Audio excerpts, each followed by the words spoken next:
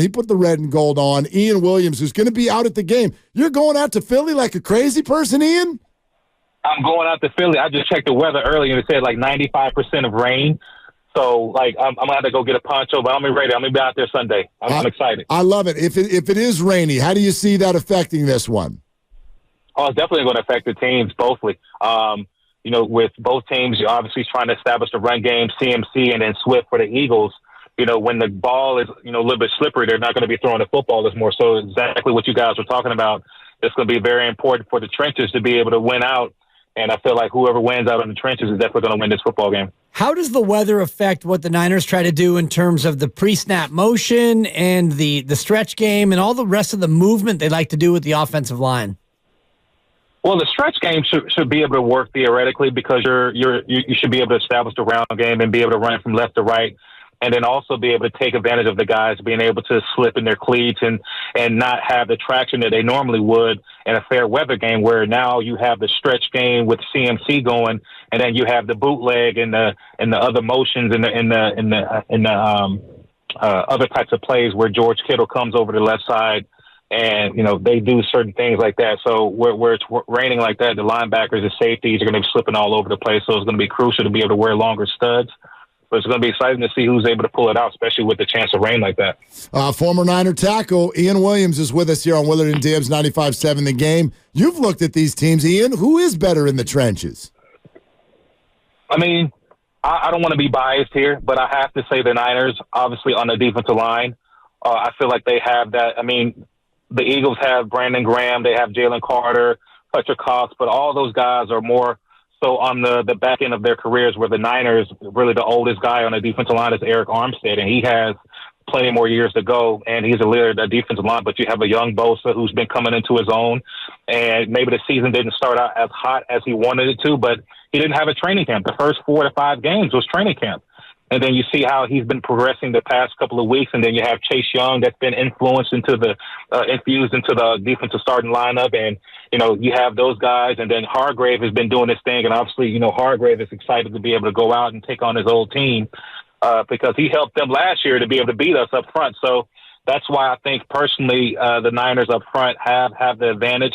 Now, the offensive line, where you have Brendel and you have Banks and you have Colton McKivitz on the right side, those key guys, those guys are going to be the key guys to be able to hold up for Brock Purdy and CMC, because without those guys up front, the Eagles are going to really take over, and Jalen Carter is going to have a lot of disturbance in the interior. So it's going to be crucial for the guys for the 49ers to be able to hold up. But I think at the end of the day, the 49ers definitely have the advantage in the trenches. Ian Williams there on 95.7 The Game. I want to stay with that matchup because what we saw last year was Shanahan getting maybe a little bit too cute with the 2 tight end set and Croft trying to block Hassan Reddick, and that's when Brock Purdy got hurt.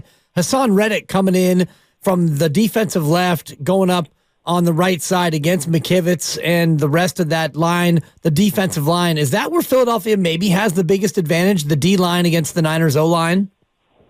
Definitely. Their defensive line has been playing lights out. Jalen Carter, he's out here. He's from Apopka, my area over here in Orlando, so I've been following him. His high school coach is actually my high school coach back from when I played at Lyman High School, so I've been watching him. And then, Hassan Reddick on that right side with Colton McKivitz. McKivitz has done a great job, I feel like, on the right side. There hasn't been a lot of games or a lot of plays where he's been called or he's had his faults or his lapses on the right side, but I feel like, this is going to be a big game for him to be able to show what he's capable to do, because, yes, you're right, Hassan Reddick did wreck the game last year when you had 2 back-to-back plays where you showed him a run and then you showed him the same formation and then you ran a play action out of it, and Hassan Reddick had timed it out and sniffed it out what was going on, so he took off on that right side, and you had a tight end, a second, third-string tight end blocking one of their best premier pass rushers in the NFL. And obviously when you're scheming things up and you're thinking your tight end can hold up for 2 or 3 seconds, you don't think the outcome of those circumstances is going to be Brock Purdy, messing up his elbow and you losing the NFC Championship over that play right there. But those little things matter. That's why the trenches is so important for this football game. Ian, I'm sure you've been involved in these before. When you get a big game and there's a lot of chatter, but how does that really affect things? I feel like the chatter is for social media and for the bulletin board and the writers. get their words out and kind of pump up the atmosphere of what's going to be going on Sunday. I feel like the guys are so tuned in and so locked in at this point of the season. The Niners are coming off 3 straight wins after limping into a bye, and then, Buffalo losing to the Eagles the other night. Those are very big games for both of these teams to be able to get over the hump, and then coming to this game where this is going to be pretty much the game that's going to solidify the NFC and who's going to have the first round bye and who's going to have home field advantage for the NFC Championship. So, being out there last year, I saw the advantage that the 49ers didn't have, having to go on the road and having to play in that hostile crowd and having to play against a team that was really, really good at that time. So, it's going to be very important for them to handle business so that the NFC Championship is played in Santa Clara and not in Philly. What about the rest factor, Ian? The Niners coming off a Thursday game, and as you mentioned, Philadelphia had to go to overtime against Buffalo on a Sunday, so the Niners got 3 additional days, and Philly had to play an extra, almost a full period. How much of a factor is that for, you guys this late in the year to have those additional days?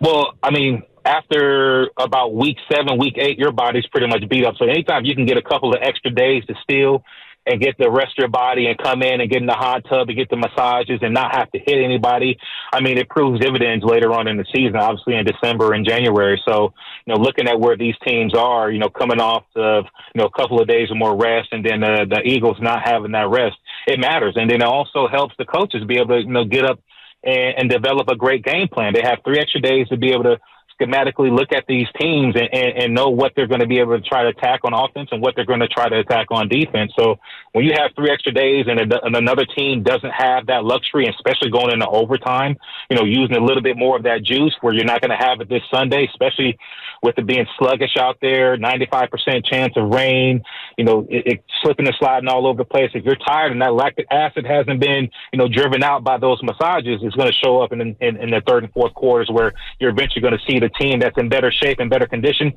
start to really take over.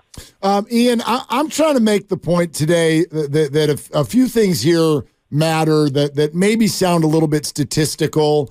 It's not point differential. I just don't buy that a team can narrowly win every week and have that last all year long to the end. I think that means something. What do you think? Are the Eagles as good as 10-1 sounds?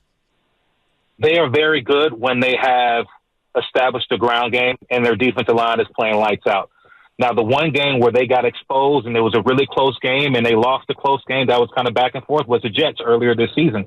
Luckily for them, it was an AFC game, so it really doesn't matter that much to the NFC greater scheme of things. But looking back at that game, yes, and you're right. Throughout this season, they've had very, very close games going into overtime last week where there should have been certain games where they should have lost. Going against the 49ers, they blow out the Jacksonville Jaguars, arguably the top team in the AFC. I saw that in person when they came to Florida.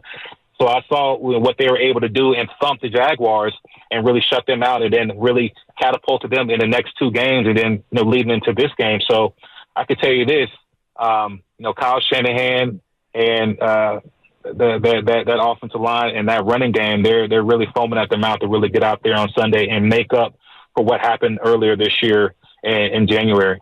Yeah, and you look at what Philly does so well. It's the brotherly shove. It's the tush push, whatever you want to call it. Yeah. Jalen Hurts. Jalen Hurts live in the run game, not only in that play. It's unstoppable, Ian, but when you look at that play, first of all, what do you think of it in terms of football aesthetics? And secondly, how do you stop it, Ian?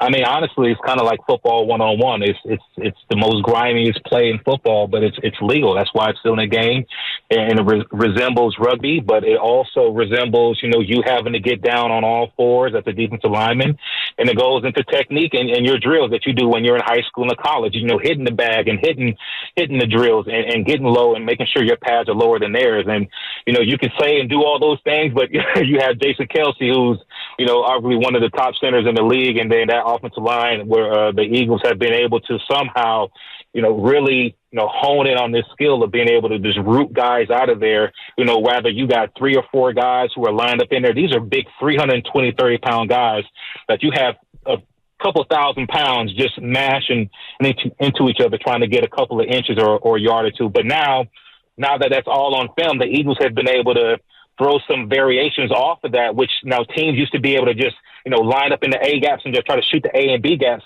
Now they have the jet motion. Now they have the outside zone and the sweep that they can also incorporate into the brotherly shove. So it's really, kind of taken off since, last year, but I don't know if the league will take it out. I feel like, eventually somebody will be able to stop it. And it does get stopped every now and then, but it's definitely something that you would try to defend against, defense on defense to make sure, on fourth down, you're 4th and 2 or more, because if it's 4th and 1, they're going for it. So it's really going to change up how aggressive you're going to be on 2nd and 3rd down for the 49ers. Ian Williams with us, former Niner here on 95.7 The Game. Ian, the injury report for the Eagles is just out. Fletcher Cox is listed as questionable, but he didn't practice all week. So methinks he's unlikely. How would that change things? Well, Fletcher Cox not being out there, he's pretty much that leader on the defensive line along with Brandon Graham, because he's playing a lot more. Brandon Graham is more of an interchangeable defensive end now at this point in his career, and it's really up to the young guys, Jalen Carter and the other big guy from Georgia, Jordan Davis, who have really commanded the bulk of snaps. So it's going to be crucial to be able to, try to move those guys out of the line. But Fletcher Cox not being healthy and not practicing all week is definitely something that I know Jake Brendel and Aaron Banks and Feliciano have really circled and looked at, because, he's a guy that's going to bring out the best of them. So, if they have a Jordan Davis, who's a bigger, more stature guy, but he's not going to be as able in the passing game, pass rush, you're looking at that, and you're looking at that schematically if you're Kyle Shanahan. Ian, where are you watching this one? I know you're going, but I mean, like a 50-yard line? Are you going to be in a suite? What's the deal?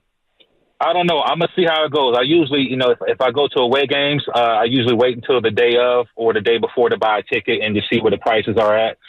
This is why I love for the NFC Championship game to be out in San Francisco, because I'm a former player and I get into the games free. I'd be on the sidelines. I'd be chilling. Nice. But when I have to go to the away games, I have to deal with these kids who are 10 years old, cursing us out and stuff like that over here in Philadelphia. So, yeah, I'll be watching the game. I don't know where I'll be watching it at, but I'll be sure to have some good seats. You got to get into the game without much commentary. I mean, you're 6'1", 310. I would imagine you're still decent sized. I can't imagine too many Philly fans want to step to that. You'd be surprised. I was leaving the stadium last year. Now I was freezing at the same time because I didn't expect for it to get that cold.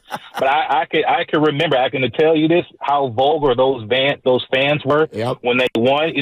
Clap it off to them. Great game. They won the game. But the fans afterwards, oh my God, they just lost their minds. The city went amazing and went bananas. But hats off to them. But I hope the fans kind of hold their composure this time. Yeah, they barked at Joey Bosa, so I don't think they're afraid of anyone. So true. Ian, great to have you, man. Thanks so much for coming on. Always. Talk to you guys too. Go Niners. Right, yes, sir. Thank you. Go get him. There goes Ian Williams. Boy, that blew up one of my perceptions. You're telling me they don't take care of their former brethren on the road?